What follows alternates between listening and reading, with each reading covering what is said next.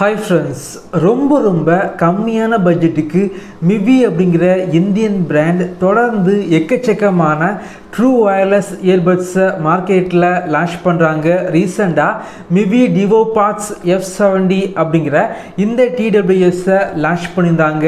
இந்த வீடியோவில் இதோட அன்பாக்சிங் மற்றும் முழுமையான விமர்சனம் இந்த வீடியோவில் பார்க்கலாம். வாங்க ஆரம்பிக்கலாம்.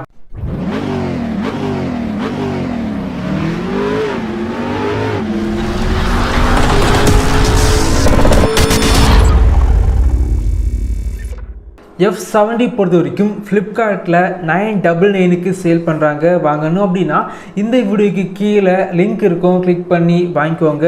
பாக்ஸ் பொறுத்த வரைக்கும் மிவி ஏற்கனவே லான்ச் பண்ண F40, F50, F60 பாக்ஸ் எப்படி இருந்துச்சோ அதே போல தான் இந்த பாக்ஸ் இருக்குது. பாக்ஸை ஓப்பன் பண்ணிங்க அப்படின்னா உள்ளாடி TWS Type-C charging cable, extra year tips, user manual மற்றும் வாரண்டி கார்டு வச்சுருக்காங்க. பேட்ரி கெப்பாசிட்டி ரொம்ப அதிகமாக இருந்தாலும் சார்ஜிங் கேஸ் பார்த்திங்க அப்படின்னா வெயிட் ரொம்ப அதிகமாக இல்லை. பில்டு குவாலிட்டி இந்த செக்மெண்ட்டுக்கு ரொம்பவே நல்லா இருக்குது. சார்ஜிங் கேஸை ஷேக் பண்ணால் கூட இயர்பட்ஸ் கீழே விழலை. இதில் பார்த்திங்க அப்படின்னா Type-C இருக்கனால 1 மணிக்கூரில் முழுமையாக சார்ஜ் பண்ணிக்கலாம். ப்ளேபேக் பொறுத்த வரைக்கும் மொத்தமாக 50 மணி நேரம் ப்ளேபேக் உங்களுக்கு கிடைக்கும்.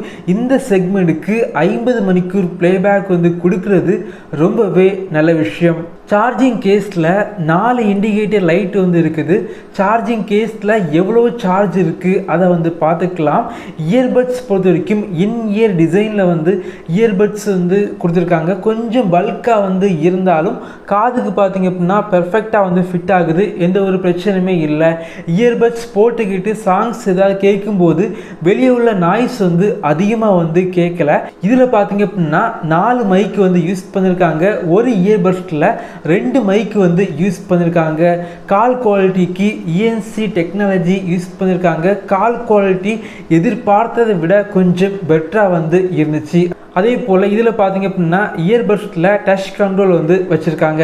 இயர்பட்ஸில் பார்த்திங்க அப்படின்னா IPX4 ரேட்டிங்ஸ் இருக்குது. ப்ளூடூத் 5.1 யூஸ் பண்ணியிருக்காங்க. கேமிங் மோடு இதில் இருக்குது. டிரைவர் பொறுத்த வரைக்கும் 13 மில்லிமீட்டர் கொண்ட டிரைவர் யூஸ் பண்ணியிருக்காங்க.